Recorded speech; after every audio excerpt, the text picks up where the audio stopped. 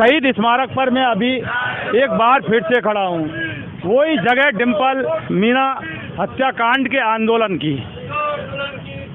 आप देख सकते हैं काफ़ी नारा लगा रहे हैं जोर शोर से, क्योंकि वक्त कुछ अब ऐसा है और अब वो घड़ी आ गई है जहां अब डिम्पल मीना के इंसाफ के लिए करो या मरो की स्थिति अब पैदा हो चुकी है। पेशेंस खत्म हो गया।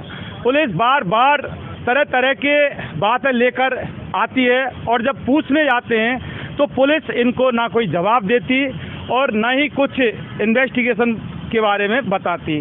पुलिस को जो करना था कर दिया।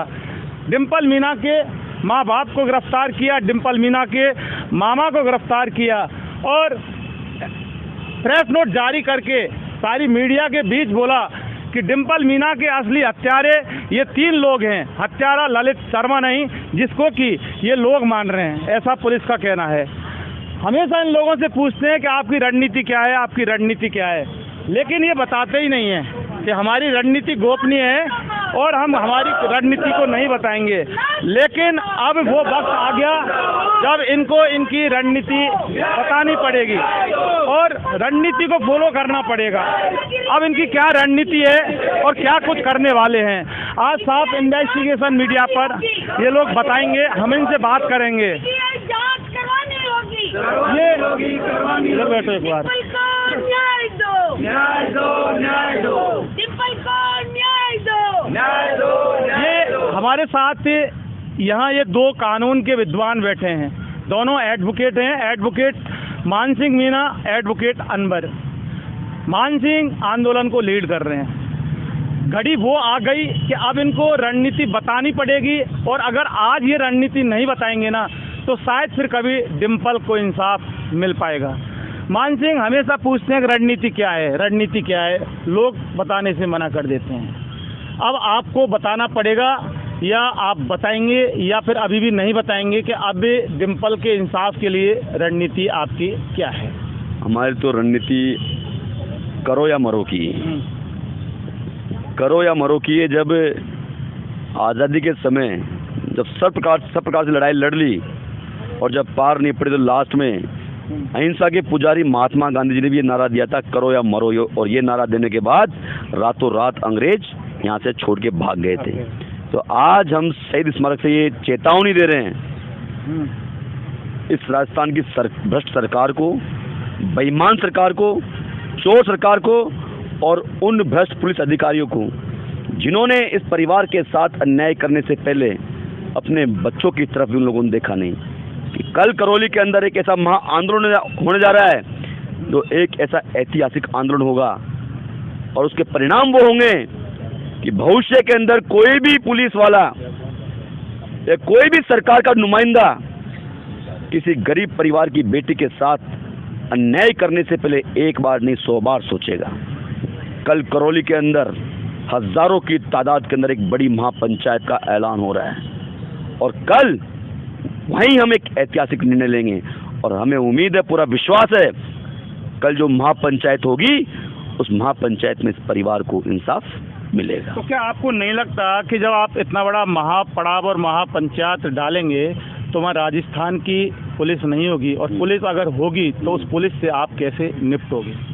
जनता से बड़ी कोई ताकत नहीं होती और ये कोई पहला आंदोलन नहीं है। ये पहला आंदोलन नहीं है। राजस्थान की आबादी 8 करोड़ है और पुलिस मुश्किल से 50,000 भी नहीं है। और जब जनता सड़कों पे उतरती है तो पुलिस हाथ जोड़ के सारी मांगे मान लेती है। इसके एक नहीं, मैं आपको सैकड़ों उदाहरण बता दूंगा। हमने भी कई आंदोलन किए हैं। सबसे ताज़ा उदाहरण आपको बताता हूँ, जमवार रामगढ़ के थाने को एक रतनलाल प्रकरण के अंदर जब आंदोलन हुआ था और जनता सड़कों पर उतरी थी तो थाने वाले थाना छोड़ करके भाग गए थे और पुलिस वाले यूँ हाथ जोड़ रहे थे थाने के अंदर कि हाथ जोड़ के प्रार्थना है, जनता को शांत करो और हमारी जान को बख्शो।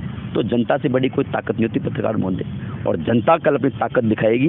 ये हमारी चेतावनी है 12 घंटे की इस सरकार को कि हमारे मामले को गंभीरता से लेकर के और इस मामले में निष्पक्ष सीबीआई जांच के आदेश दे दो और इस परिवार के साथ न्याय करो। नहीं तो ऐसा नहीं हो जाए कि मुख्यमंत्री का कार्यकाल 6 महीने भी नहीं हुए, होता उसके पहले सरकार आपको केंद्र सरकार आपको मुख्यमंत्री पद से हटा दे, क्योंकि जब लॉ एंड ऑर्डर की स्थिति कोई बिगड़ेगी तो उसकी जिम्मेदारी किसकी होगी?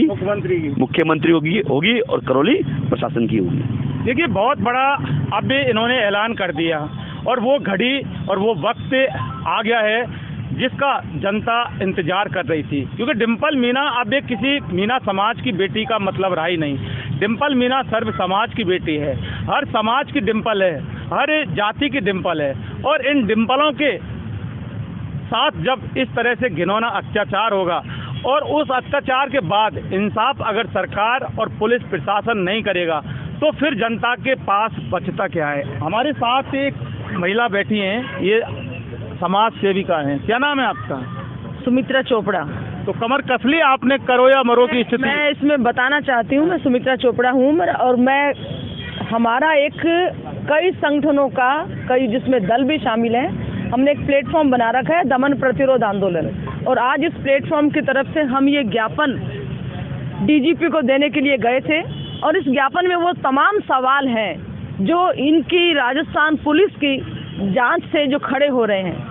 अब इन्होंने जो एक पूरे घटनाक्रम को जो मोड़ दिया है, बच्ची के माँ बाप और मामा को। आप ये बताओ, सुनो, आपने कमर कस ली कि अब करौली में आप महापंचायत करेंगी, महापड़ाव डालेंगी और डिम्पल की लड़ाई को। कमर तो मैं कह रही हूँ, कमर तो सबको कस लेनी चाहिए जो भी इस राजस्थान के अंदर संवेदनशील व्यक्ति है।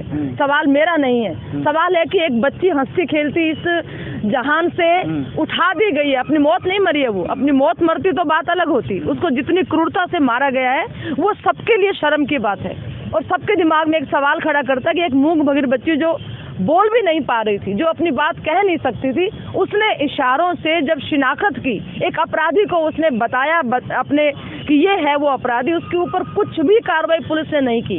आज डीजीपी हमारे किसी भी सवाल का जवाब नहीं दे पाए।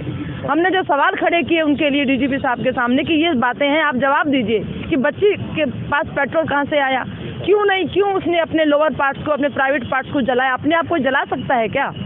और अगर एसएमएस के अंदर ये घटना हुई जैसा वो कहानी गढ़ रहे हैं कि एसएमएस के अंदर उसके माँ बाप मामा ने जहर दे दिया। अच्छा, ये बताओ आप, सुनो सुमित्रा, ये बताओ कि करौली के महापड़ाव में कितने सारे लोग हो सकते हैं, संख्या कितनी हो सकती है? देखो, ये तो आज जिस तरह से लोगों के बीच में गुस्सा है इस बात को लेकर के, आज आम नागरिक जो है, केवल मीणा समाज ही नहीं, हर सर्व समाज के लोग आज हैं, तो लगभग 1 लाख लोग कल इकट्ठा होंगे और प्रशासन को जवाब देना पड़ेगा। जनता के सवालों का जवाब देने के लिए प्रशासन है, उनको बताना पड़ेगा कि क्यों वो पूरी घटना को ये मोड़ दे रहे हैं। अपराधी जो बच्चे ने बताया वो अपराधी नहीं है और बच्चे को पैदा करने वाले आज अपराधी हो गए हैं, तो इससे बड़ी शर्मनाक बात और क्या हो सकती है इस समाज के लिए। तो मैं तो सबसे ये निवेदन करती हूँ कि या तो पुलिस बात का एकदम खुलासा करे, अगर खुलासा करने के लिए कुछ नहीं, लिपापोती वो कर रहे हैं, वो सोच रहे हैं कि अपराधी को बचा लेंगे, तो ये होने वाला है नहीं। ये राजस्थान की जनता है और ये जवाब मांगेगी, जवाब उनको सरकार को देना पड़ेगा और असली अपराधी जो है वही सलाखों के पीछे जाएंगे, यही मेरा कहना है। सब लोग इकट्ठे होकर के इस जुल्म के खिलाफ बोलना चाहिए और तेज आवाज करनी चाहिए, सबसे मेरी यही अपील है। देखिए, रणनीति सामने आ चुकी है। कल 20 जून को करौली के अंदर डिम्पल के इंसाफ के लिए बहुत बड़ी महापंचायत होने वाली है। आह्वान किया है और पूरे सोशल मीडिया पर ये बात चल रही है कि डिम्पल के लिए उनको वहाँ जाना है। अब तो यकीन मानिए कि वक्त भी डिम्पल से यही कह रहा है कि डिम्पल टेंशन मत ले, सिर्फ एक रात की बात है, कल ज़्यादा नहीं लेकिन कुछ ना कुछ तो तेरे इंसाफ का फैसला ये जनता करके रहेगी। इन्वेस्टिगेशन मीडिया के लिए पवन कुमार के साथ सही स्मारक से मैं जितेंद्र।